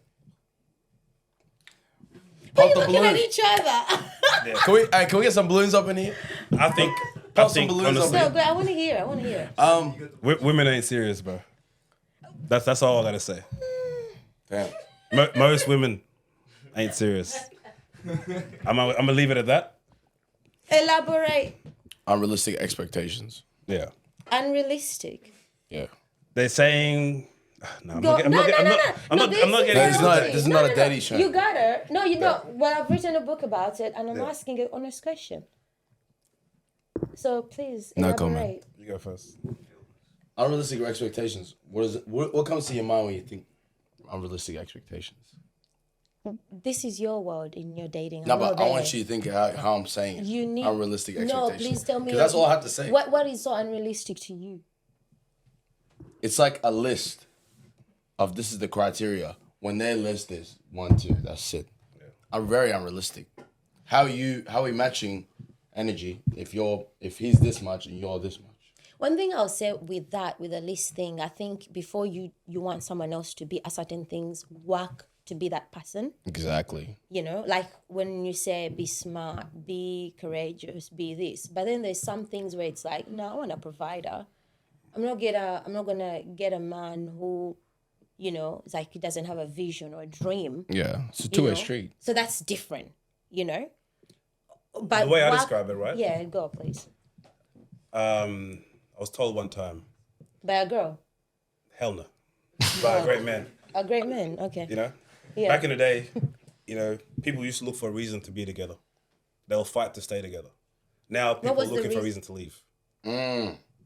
That's the difference between dating back then and dating in 2024. So I think I have to say it really depends on the individual. Some people don't want to leave each other. I mean, there's great women out there, and great young men as well, but the overall majority has lost the plot. It's just become. So do you find it easy to date now? And how are you finding I'm not even out there looking. I don't really. These care. days, all they're doing is hell popping no. balloons. What is popping balloons? Come on now. Someone give me red balloon. Come on. What Have do you you not seen mean? it? The dating show. People. They're popping balloons and they don't even give them a chance to see it. I've seen that on TikTok. That's what I'm saying. That's all they're doing nowadays, popping balloons. Okay, what are you doing to make sure you're putting yourself out there? Or you've just kind of like given up on Putting love? myself out Who's there. I'm just putting themselves out there. no one like we're just being ourselves, doing what we need to do. What is that? Standing on business, simple. No, but like, what Like, are you when you doing? look- when you- Okay, well, let's go back on dating. Like, are you on dating sites or anything like that? Nah, I am, absolutely but- not. What are you on? I'm Tinder? not Hinge. Oh, Tinder's ratchet. Tinder's ratchet? Ratchet. Hard. Yeah, why? Baby mamas. Baby. You know, like, Baby, this is wait. who's looking for bro? Yeah, you found baby Go mamas on find a Tinder? baby daddy, bro. Like, Hey, but there is some single moms out there, cute, pretty. Yeah. You just give them a chance. nah, I ain't got Okay, so how is Hinge going for you? I had If Hinge you is did really your good. baby Hinge is daddy really wrong, good. who am I to come in and be a hero? Hey, that's real. That's real talk. I can't talk about that. And That- shout out that's to the real talk. Godfather Kevin Samuels, man, because he be talking some. Do you listen to Kevin Samuels? No, I haven't. Tell me. R.I.P. to the legend. I repeat to that legend. Tell me about He it. says you don't get better than your baby daddy. Really? Yeah. But there's some people have We're not stepfathers talking- and so bad. We're not talking about We're talking about like love in that sense. What is love in 2024? really. What is love in 24? For me, as in girl, that's your main perspective. I'm actually shocked that you're not getting girls. Like, I'm shocked. Who said I'm not getting girls? That's what you said. No one's looking. You I'm be not looking. No one's saying looking. people on No one's Tinder. looking. I'm not looking. No one's You be looking. saying Tinder be ratchet. You're saying there's nothing on Hinge. No, what? I said No one's looking. I'm not looking. Okay, so wait. Okay, you may not be looking, but how are you positioning yourself? You can't say, "Oh, I put myself out there, you know, It's being like, there's "Oh, some nice ladies out there. there's no I exercise ladies, options. but you're just at home sleeping." Yeah. I prefer to be at home. It's peaceful. You know. I told you the streets are not peaceful. I'm not in these streets, and I'm not young either. Like I'm not looking for anyone to waste my time. You know what I mean? Yeah, but I heard Hinge is good. Any luck there? It's there's alright. there's a few good looks on there. Okay, that's good. I've heard it's very promising. I've got a friend no, who's it's on a nice. date 24/7. But at the same time, it's like I'm I'm not young. I'm not trying to waste my time. Yeah, I'm focused on what I'm because you doing. know what you're looking for, Yeah. right? Yeah. So at this stage, and you find that some girls don't. I just feel that a lot of women don't even know what they want. It's the They mentality. say You can't generalize. they say man. what You they don't know. talking they about have this vision of Oh, your what they want, experience, okay. but they're not really, heading in that direction. They just say it for the sake of saying it. But I don't know. Yeah. Things are different now, and it's better to stay out of it, that loop, and actually focus on yourself and do your own thing, Yeah. than to be caught up in some girl's mess. You know what I mean? Some drama. Yeah. So So what's your struggles? You said I'm struggling. You said there's no like for your area it's just- like dry. You're just like it's a desert. It's not goddamn bad. desert. Is it? Is it? I'm not gonna say He's it's a bad man. desert, but it's like It's what? it's just me focusing on myself outweighs me. I looking love for- that. Yeah, that's Okay, that's I the love thing. that. I want to be my best version before I find my best. And that's partner, beautiful. I think. So until then, I just want to be the best version I can be of myself before I try to find. The person that you want to go for. Exactly, because I'm not gonna sit here and just date. I want to date, boom, ring, done, finish. Got it. That's it. Nice. So until then, like, why are we wasting any time? Simple. Definitely your men who know definitely what you're looking for. Yeah. Yeah, well, I gotta say, dating in What about you? Well, I'm saying now. Well, I was about to come in hard. I was like, No need. And I would say the same. I think like dating in 2024, I feel like there's so many options. Yeah. I feel like men don't care, especially in Sydney. Men are lazy. Like like the art of pursue, Doesn't exist here. it doesn't exist. Like you could tell the guys, like, let's go, yeah, mate. Yeah. And then it's like men don't know how to pursue. Like I can tell you, I've gone to Europe. I could sit at the bar by myself like this. Man, I can guarantee you that drink will be fulfilled. Like, and you don't even know who's paying. And a guy will be like, girl, and we don't even want to get with you, fuck you, or anything like that. But the appreciation men have, that masculinity, that admiration they have for women is so different compared to Sydney, where I feel like I don't think men it's a are city of either love. weak. Like I don't want to say weak because there's no weak men. You know what I mean? But it's like they just don't care. And I could just slide and DM someone else, and I feel like maybe that's what it is. Do you think it's an Aussie thing, like the culture that we have here? I'll say a like, just not West. Say caring? Western. Western, yeah. It's not a Western thing, as in because Because men you're in saying Europe Middle East, they're known to be Nah, but charming. we say charismatic, Western as in American. Americans are Oh, saying, American will pursue. they're finished. you know. Oh, Americans pursue. We're next. Yeah. Nah, London's Americans second. pursue. American men. Yeah. But if you I go there, remember going to Bondi, right? but you come with the accent. No. No. I remember I was in Bondi with a girlfriend. This man was in the corner, okay, and my friend saw the gay friend of mine, saw the guy, and he's like, darling, you're so for me. And I'm like, listen, shoot your shots. I don't care. I'm in Sydney, so I ain't tripping. I'm not worried about finding a man because I know my husband ain't here. So I'm not even worried because men, I don't know if you guys, I don't know, like it feels like you guys are drinking Kool-Aid, like that makes you sleep. Because I'm like, all these beautiful women, but men can't. Because I feel like the women put themselves out there more. I can tell you majority of women are like, where is the man? And I can vouch, any woman out there will be like, where are the guys? It's because the guys are not stepping up and they're not being like, yo, hi. No, but I just want to get to know you, or can I take you for a coffee? has the expectation of what a man is not been amped up 100,000 times? So you've got to have. It's the 666, 66666 that we were talking about. What's the 666? 6 figures, 6 foot, 6 inches, all A that trust stuff. fund, That's what blue we're saying. eyes. So until men think they can get to that level, they're not gonna bother. But you can't put So- those expectations on yourself. No, but that's the thing. They feel like if I'm not at that level, no one's really gonna take me seriously. And even for a man to be under 6 foot, I've talked to my small kings out there. Shout shout out to y'all. Oh, Yeah, bro. hey, under 6 foot. Hey, my kings out there. Don't worry about what they say to you, man. Do your best. But And they feel like they get The best they get example- done so dirty. Really? No, so Yo, look at Kevin Hart. That's the thing. That man chilling. But that's the thing. He's up there. He's No, but Kevin Hart was never up there. That man hustled his way Yeah, out. he did. And let me tell you, find a girl who, that's what I'm saying. But that's just one. no, but But that's no, but do you know what the let's- problem okay. is? Do you know what the problem is? Yeah. You guys, you're talking out of. You guys are talking about like. Who's you? But some women. Okay, I'm gonna Some generalize one women. for a second. Don't It's like generalize, just say some women. okay, look, it's like you tell men how to be men, but like you've never been a man, or you don't know what men go through, type thing. I You're like expected that to do talk. so much. I like that talk because obviously culture has expectations of how you should be, how you Exactly. should come through. But it would help if some men had vision. Like I would rather date a man who has a vision and a plan for his future, and he's not just dreaming about it, but acting upon it. But what if his vision and has nothing to envision do with it. the woman in it? No, but no, I might your have to- vision doesn't have to be about me, mate. No, just a woman in general. What I if it feel doesn't like, involve him? like my career is not involved. My vision and what my dreams are got got a nothing to man. do with you. Yeah. It just shows that I do have feel what you're plans saying.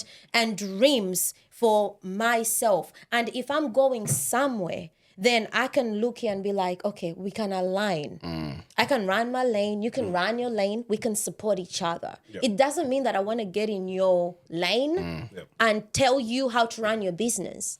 You know, I've seen men who started off with nothing and tomorrow they're billionaires. It happens. Yep.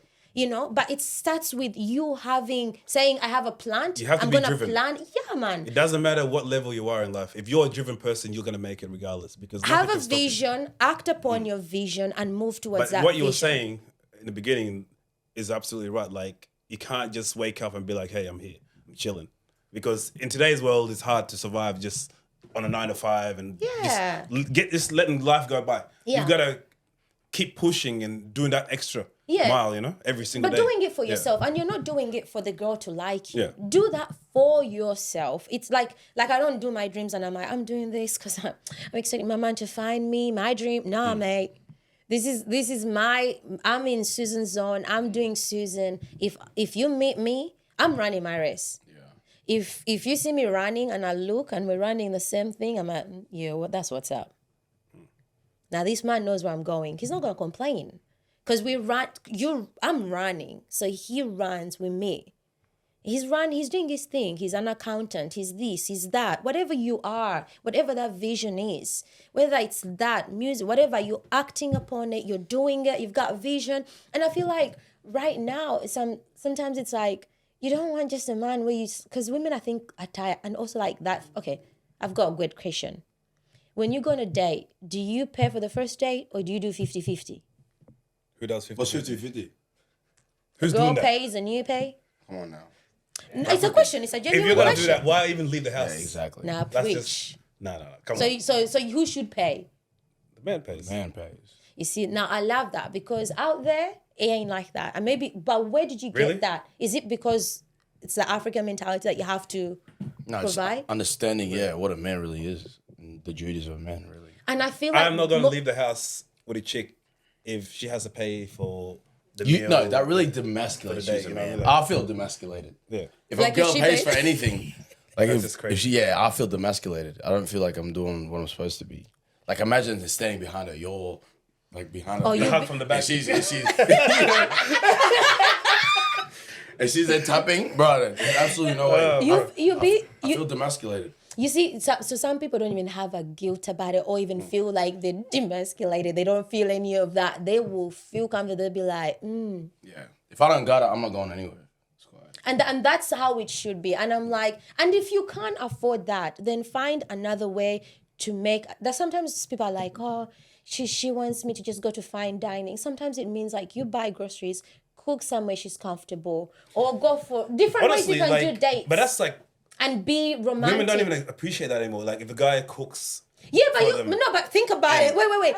No, on the first date. No. On the first date, why are you taking me to your house now? No, not on the first date. Hold on. Not on the first date. Not on the first date. That's not what I'm saying. Obviously, you gotta go to a nice restaurant and all that. But like, you tell a lady, hey, I'm gonna cook No, I man. can't cook It with shit. takes. I'm just saying, I've heard from other people. Not true. Not the first day. No, not Yeah, the not first the first day. day, hell no. Give me some, and this is how you judge it. You take her out. You know, there's so many ways. That's why I'm saying the creativity lacks here because men are not creative with their dates. Sometimes you may, you know, if I you don't know what kind of men you've come across. my because men pay. Listen, Okay, I ain't okay. going on a date. Yeah. I've had men who would pay $1,000 Yeah. on the night, Oh, and that's I've right. not even finished my drink, Yeah. and I'm not complaining. Are you getting the most expensive bottle on the menu? No, he pays. No, but like, are you deliberately going for that expensive bar just because you know you'll take care of it? No, we get there and he's like, Dom Perignon, like Chardonnay, like, and we just put the table there. I'm not asking for it. I feel like some men would be like, this is what I feel like I'm gonna enjoy. So I'm gonna enjoy something I like. You could say, I like wine, so I'm gonna order the finest wine because I enjoy it too. Yeah. I'm not just doing it. And I'm like, do you enjoy this too? She's like, yeah, cool. Okay. And then he will like, but he's there to enjoy the company and he's there to also enjoy the moment. So you don't feel like you've used each other because it's like Just sharing an experience. you're sharing experience and the experience is memorable and you can talk about it with your friends. Like I feel like sometimes just date for the sake of creating great experience because people go back and talk. Yeah. Be like, oh man, I went with that guy. You on a never date." go backwards. And Hell then, no. you know, and then sometimes you're like, I want to see him because he was such a gentleman. Yeah. You know But what? then- I want to. See, that's what I don't like. What? Why test something? We're getting too deep in this. No, this is great. All right. Why test something? Know you have something good. Decide, nah. I'm gonna go out there and continue to look. And then Let me when you be honest. realize those waters aren't so great, you want to come back. Can I be honest with you? The dating experience doesn't, like you're in the dating experience. Yeah. You know, until you put a ring on it, you ain't got no talk, All right. right? Because you're all trying to find, like, are you like compatible? Are you in the same energy? Does that person make you peaceful? You could be dating for a month, you know? Next minute, tomorrow, someone turns around and you guys are like, you know, but you're still figuring that out. It's not like until you say, girl, I want you to be my boo. Now you're like being intentional. Yep. You've not even asked me out to be your girlfriend and you're here claiming. Like, yo, you're claiming me like that? Until you claim me here, I'll claim you on social media. Please. I'm shit. Are you one of those that are gonna go through a man's social media? Why would you? No. I'm saying, like, you know, sometimes like you've just gone on a date with a guy and then you put them on social media. And the guy tomorrow. Why say with a guy? Why I've say never been on a date with a guy. Why but say yeah. No, but like, oh, a Calm down. I got girl. excited for But that. or a I'm not taking girl. you out, bro. Come Or on. a girl, and then you put the guy up, and then tomorrow you break up. No. But sometimes it's like, if you claim me, I will claim you. Like, I'm not gonna be, you know what I mean? Because you don't have that time to, like, let me say, if I start something, it's gonna end up either in press. Yeah. Suzan is attached to so and so, my friend, and I'm still figuring that out. Yeah. So that's like my story. And I wasn't ready for that whole scenario. You know what I mean? And then I'm like, like, can I even Susan go ready back? to settle down? Is she looking to? Does the book actually talk about that? Yeah. Yeah, man. I'm ready for it then. When's the wedding? Where? Let me tell you, Susan is ready to settle down. Susan is looking, and I am looking. Like, let me say, like, I'm not like, I'm content in Susan. Susan is content in herself. Susan knows herself. She knows what she wants. She knows where she's going. Yeah. She's so career focused. But I know when I find that thing, you know, when you know, because I don't have the time to date like 20 people. For me, I can tell even I Date more than one? I haven't been on a date for the longest time. Like, even my friends will vouch for me. Yeah. Like, she hasn't, like, I haven't physically, some of my friends will be like, tonight I'm going on a date. And I'm like, I don't have the mental capacity for different niggas, 24/7, you know what I'm saying? Like, different men a week. I'm like, I can't. I don't have that mental capacity. I would rather put that energy in something like my career, my vision, myself, the self-care, go for massage. Like, I would rather put all that energy there. And I feel like, what is yours? Like, and I'm going in places, like, you know, but you will find it. Yeah.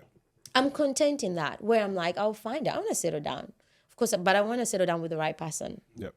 100%. You know, I want to settle down with someone who sees Suzan, values Suzan. I want to settle with someone who has their own dreams, not my dreams. Don't be looking at my dreams and be like, you know, but like if it aligns, we can help each other, great.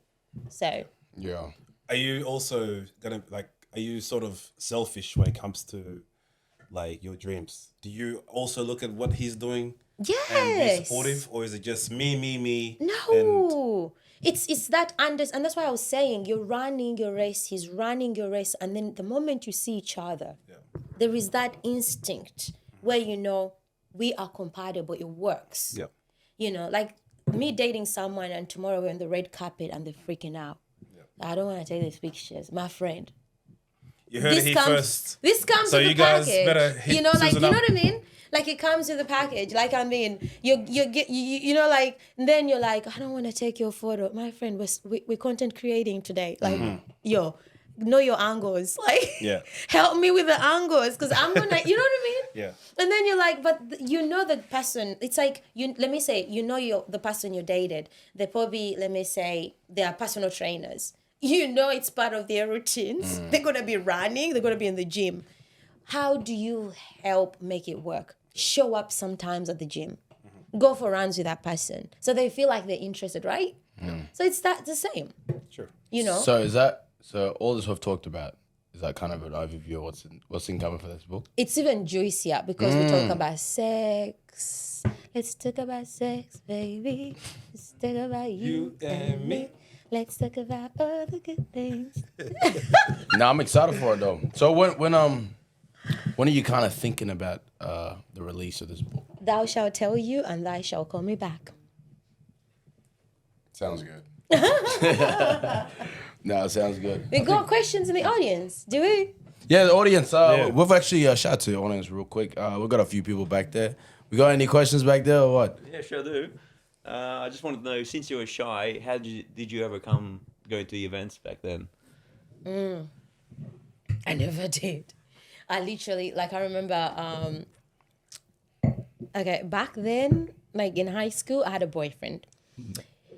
And he hated it, so he didn't help me. So how I built that confidence, I realized that I'm called for this. This is my vision. It's not anyone else. And I realized that I have to get comfortable with doing things that I don't like. But it would freak me out so much. I remember most of the pictures before, when you look back, you're like, oh my gosh, she was such a geek, like for reals. Like, I'm like, oh my gosh, I was so terrible. But I realized that I had to work at that. And I realized that my vision is being given to me. It's not given to my friends or the guy I'm dating or anyone. And they have the right to feel the way they feel if they don't want to show up. And I'm not going to feel bad or condemn them. No, I'm going to be like, this is my journey. I'm a fashion designer. I've got designs on that runway. And I've styled some people. So I need to show up. So I'll show up. I literally had to tell myself we are doing this. Self-talk. Looking at myself in the mirror, you're like, you're the baddest bitch today. Like, obviously not saying that, but like to be like, hey, you got this. Breathe in, breathe out. I still do that.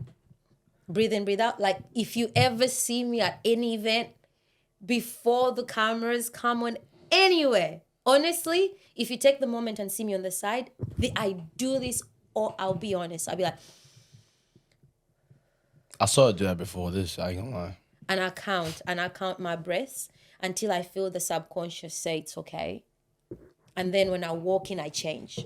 There's someone who told me, Suzan, when the cameras are on, you change. You're so confident. I'm like, yo, I had to kind of like Tap in. Yeah, tap into that. So that, yeah. The next one was what was the duration, or how many years did it take to make it into the fashion world? So I was in a design school, and obviously, like when you're in design school, you're designing. So your final project is to design for a runway. So I studied for 3-4 years to get my Bachelor of Visual Communication, and I majored in fashion design. And in that process, in the 2 years I was in university. The third year I was creating and designing. And people would talk about me. Like, I remember I was on the train and I was going to university, and I remember my friend had a paper and he's like, Suzan Mutesi from Ashengpo, she's an icon. And my friend looks at me, she's like, you're a badass. I'm like, no, I'm not. And I didn't believe it. I still didn't believe it. I was so shy, and I'm like, I don't believe it. And people have like newspapers with my gowns on it, like reading. I remember there was that Metro newspaper that they used to give out. And I remember I designed for Miss World. I designed her dress, not realizing it would end up there. She was on the front cover, my name. And everyone is like, that's our girl. I was like, but I still didn't think, like, because I had bigger vision, had bigger dreams with how I saw the season. So for me, it still felt I haven't arrived. No satisfied. Yeah. But I was still grateful because I think when I look back at those moments, I'm like, man, I can't believe, like, when I had guts. I was 17 and I was doing that. I was like, wow. It's humbling. Yeah, definitely would be. Any more questions? Any more questions from the When audience? was the best year of your life and when was the worst year of your life?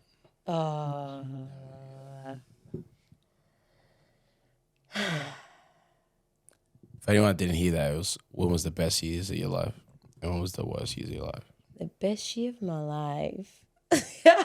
Summer 16. No, man. The worst year of my life is the Logis articles. And I feel like it's just like, I remember being in tabloids for a whole What week. year was that? That was last year. I was in tabloids for the whole week, and I had a lot of people saying nasty. Like, I had this particular guy who was the biggest bully, and I think it was so difficult because he kept saying like derogative words. He'll be like, "Go back to Africa," at events. And we'll go to events, and I remember I had to literally report him to people so that people can see it. And you know, in a country where you can't stop, sometimes you're like, if I catch you in Africa, you know? But then it's realizing that I'm more than that. I'm more than the words. I'm more than the pain. And I think I was depressed. Like, it was hard. And every day they had something terrible to say. And sometimes you're like, oh my gosh, I can't even, my career is fucked. Like, I felt less of a person. I hated.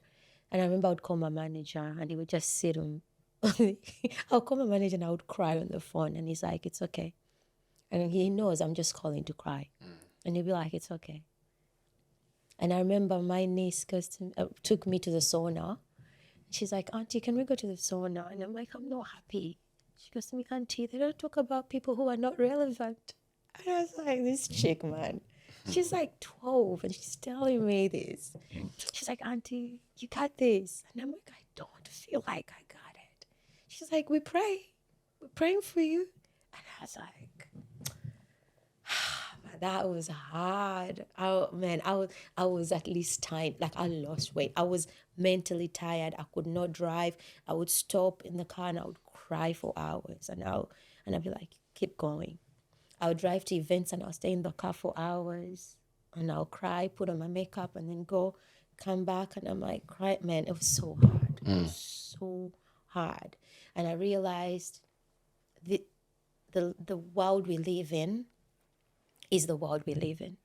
Everyone is entitled to their own opinion, and that's okay.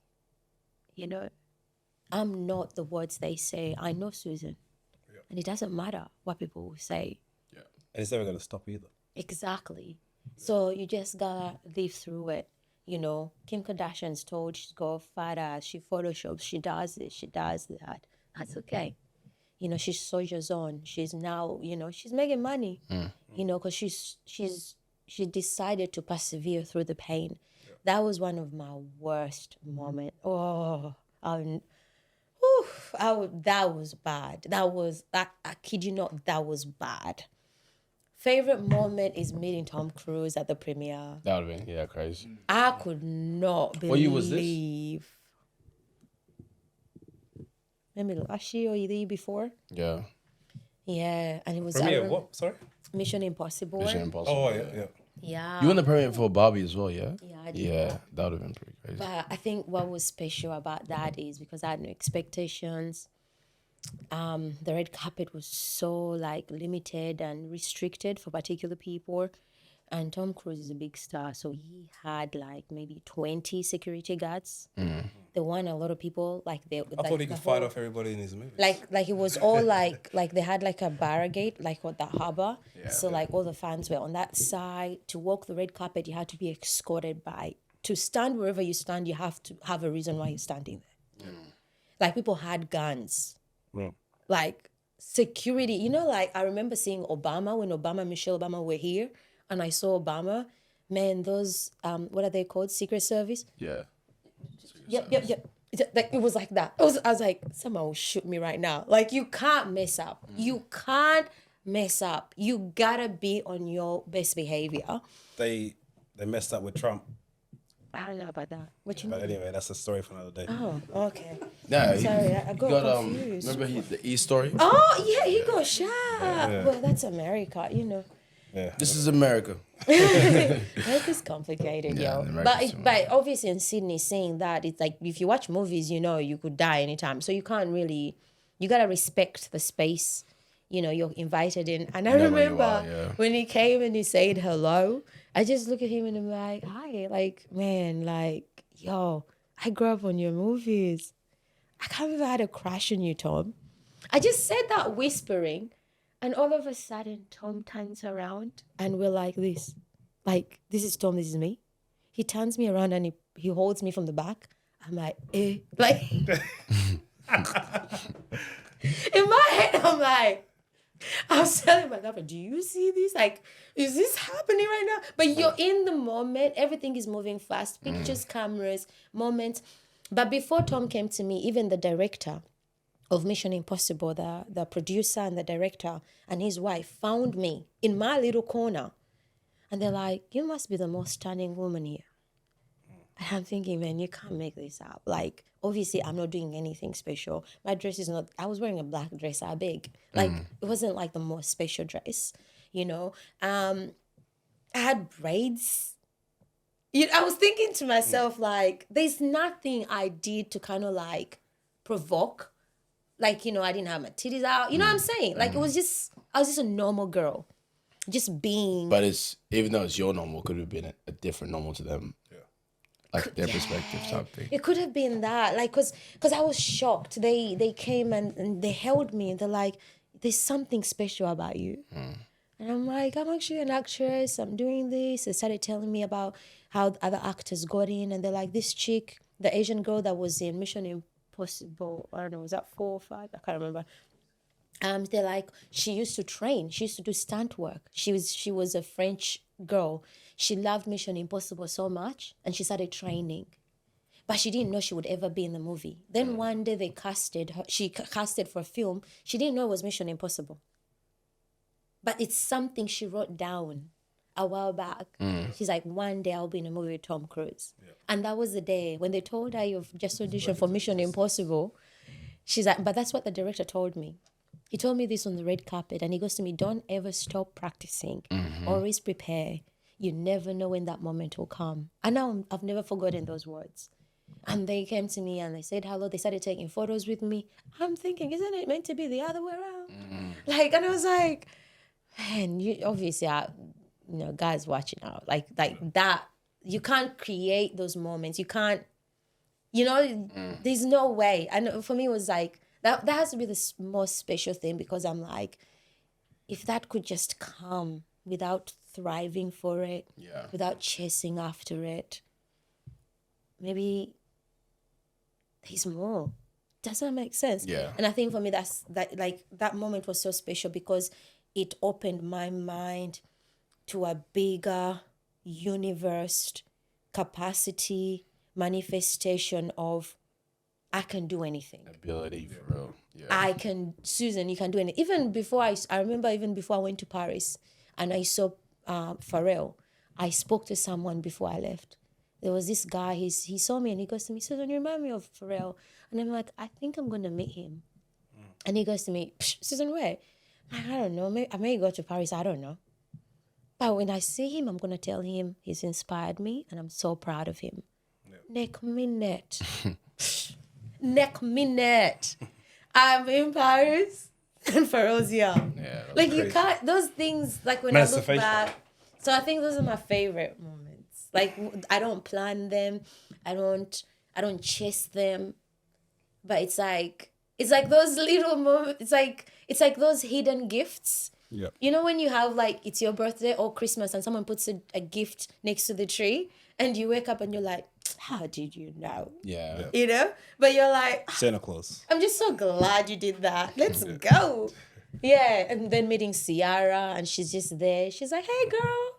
And I'm like, like, I could have paid thousands to watch your show, but you're here. Yeah. So things like that, it's just like that. That's like, yeah. Next. Anyone?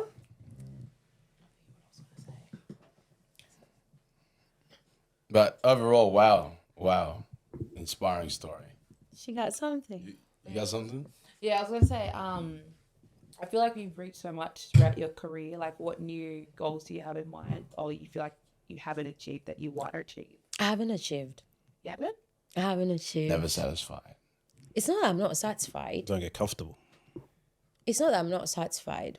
When I think I've reached is when I can make a decision and say, hey, you're going to be on my show. And I can say that. And everyone on the table that is Caucasian will be like, yes, Susan. Now I'll tell you that I've reached my goals. Do you feel like that's why you haven't settled down, so you haven't reached your goal yet? Settle down in what way? Like relationship wise, or I just haven't found the right guy.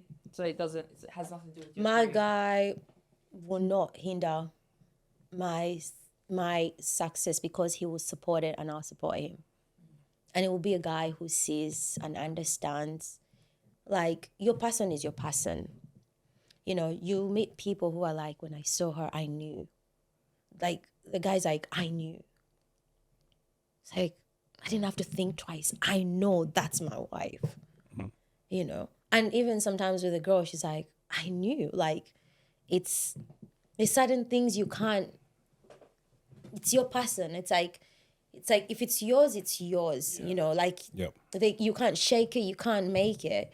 But when you see it, so it's got nothing to do with that. You know, I'm just concentrating because I feel like I have dreams that I haven't touched.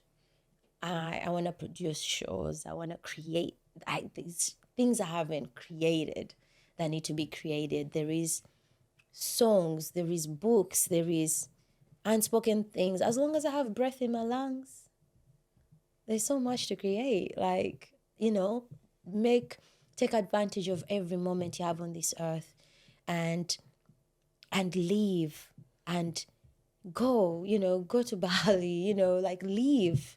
You know, leave and say, man, I leave. But don't leave to where you're like, I'm just taking drugs and I'm detoxing myself. I'm trying to kill myself. But That's not leave, you know, just have a massage. Just, you know, talk to someone you've never spoken to, you know, create something you've always wanted to create.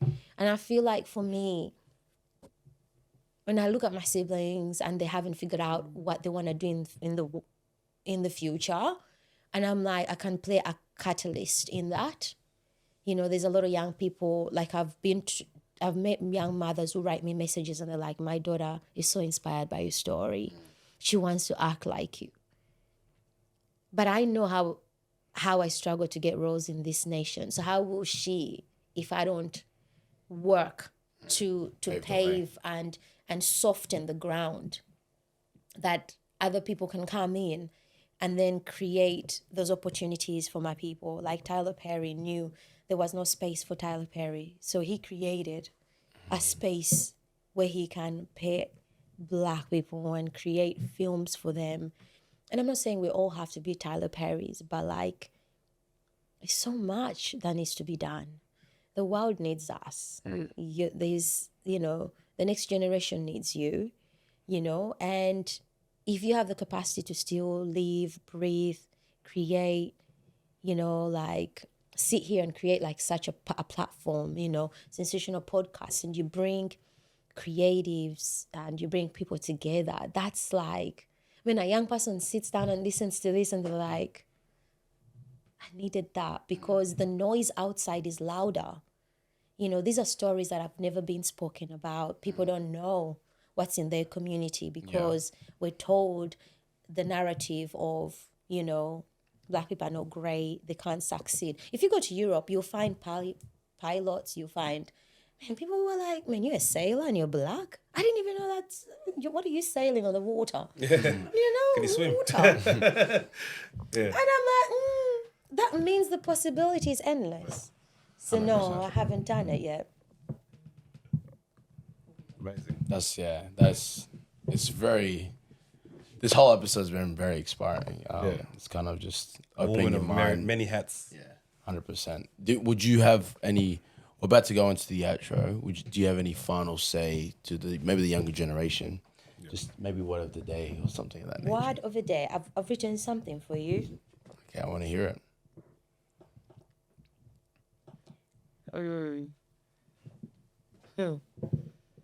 Okay. I'll say,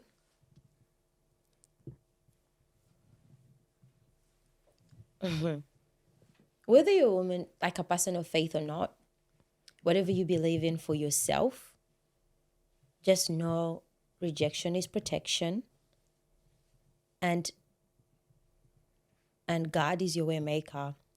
People won't make way for you. So don't hate the person that hasn't given you an opportunity. They're not making the opportunity for you. Your story has already been done. It's actually you just living out the steps. So don't look at that person and resent, hate. Don't. That's not the person paving the way for you. There's something higher and greater that's actually paving the way for you. Ancestors, things that are deeper, bigger than you, that don't make sense. And you always find your path because they've already paved it away for you. And sometimes you'll be like, oh my gosh, I was in the room and I spoke to someone, and you're like, nah, it's not a coincidence. Yeah. There's something doing it. I believe in that. Trusting the process can be daunting and perplexing, but the most importantly is you need to be precise about the focus. You need to be determined. You need to believe, even if your mother, friend, cousin doesn't believe in it. It's your dream. It's your vision. Be your greatest cheerleader. And whatever belongs to you will never become someone else. Powerful. Whatever belongs to you, if it's yours, girlfriend, it will bounce back. It can go around the world and it will come back. Opportunities, people, friendships. Like, don't be so obsessed. Oh my gosh, that was my girlfriend. That was my... Yeah, don't be so attached. Let things go. Be free to let things go. Be free to let... Don't be so attached. I remember like in high school, you're like, oh, that's my best friend in high school. Where are they? You know what I mean? And I always tell my nieces, and I'm like, don't be so attached to things. Being People will attached disappoint can you. Hold you back sometimes. Yes. And sometimes they'll call you for something and you're like, I can't go to the toilet because my friend's not here. Or I can't go here because my friend's not holding my hand.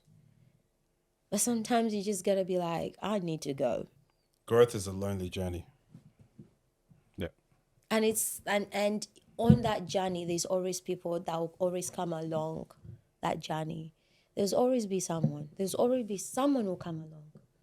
And that's one thing I realized, like in every space and sphere that I've touched, been in, there's always like, I call them angels, but it could be humans. And you will never be friends with them forever.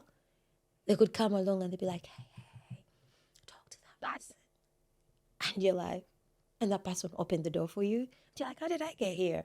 And then that person will be like, hey, this. And then people ask me, Suzan, what's your formula? I got none. I just showed up. I just went. Like, it doesn't make sense. But I feel like, I'm not saying like just be like me and just be like Lopi and just show up. But obviously there's a process and preparation, and there is a vision and manifestation. There is, I believe there is a study, there is a hard work, there's perseverance, there is belief, there is, talking to yourself, But I think once you know who you are, no one can chase you off what you're meant to do, that road that you're meant to be. Because I've realized, like in this nation especially, they're good at, Beating you down. and if you don't know who you are, you won't make it. My friend, You'll use someone will excuses. say something and you find yourself in a fight. Yeah. It's And I think a lot of people it's that struggle with that too. small, like it's the space. Like you see how Will Smith slapped someone. It's that small for someone to provoke you. It's that small for someone to tell you, and every ounce and being wants to do something that's out of your character, to call you aggressive, to call you attitude, to call you vicious, to be like, look, that's the stereotype winner. There she is. You're waiting for that to happen. Yeah, there you are. It's hard to build a reputation, but it's very easy to ruin one. But then kind of like saying, this is the vision, this is the dream. I know who I am. I know where I'm going. Let them come with their rains and storm. Be a strong foundation for yourself and have a good network. Even if it's just one good friend who will tell you, hey, it's okay. Go back. Hey, it's okay. Go back. That's enough than having 10,000 friends who are going to tell you, oh, did you see her? Oh, what a bitch. Oh, now she's dressing like that. You don't need that. Opinionated. People who are going to kind of like pretend to be your friend to just milk off what you're doing. Yep. People who are like kind of like that, what is it, that third eye? That evil eye? What is it, side eye? Yeah. Oh, all that. Like, and discerning who your friends are. Who's going to be in the room with you. Like, when you fall down, when you say something and you sleep up and someone is like, hey, oh, your aunt is showing, well, this is that. And they look out for you and they genuinely want to see you win. Those are rare. So you got to find those. That's the word. Appreciate you. Yeah. Susan, thank you for your time. Wow. You're amazing. Remember, guys, get the book. Wonderful cover too. That covers, yeah. That's fire. It's fire. Yeah, it's. But yeah, the book's here. I was waiting for a second. New book coming too. I was like doing the pause. Like it's. But we appreciate you, Susan. Thank you. Dropped some crazy gems tonight. Nah, man. It's been very good. Don't play. Yeah, so it's gonna be. It's what? Sensational. Sensational. But yeah, man, we appreciate you coming. I appreciate your time. Thank you. And yeah, we just want to thank you for everything today. So. I hope it made sense, yo. Yeah, for sure. I feel like I talked to the little crowd. For sure, No, but you told the truth, and that's how always hard to come by as well. Yeah, 100%. This episode helped a lot of people in some ways too. So we appreciate you coming. Yeah. No, you might not see it though. That's the thing. Yeah. It's your experience. There's a little girl somewhere out there that doesn't have that sense of direction, or a little boy is gonna watch this episode and be inspired by what you've done. You're paving the way for so many people where you don't even know that. And just your mentality, how you just overcome things in a certain way, how you in these rooms and how you unapologetically be yourself type thing. So it's like trying to get people in that mentality as well, because mentality is everything. You start thinking about things differently and you start moving differently. It's like, I'll be me regardless. Yeah. So I feel like, you've touched on many points that will help a lot of people, especially in the community and people that are trying to, be better. So I want to thank you for that. Thank you for your time, and cue the outro. Let them know. Remember, guys, like, share, subscribe. Sensational ones. We Susan out. in the building. Yes, sir. We out. Appreciate you.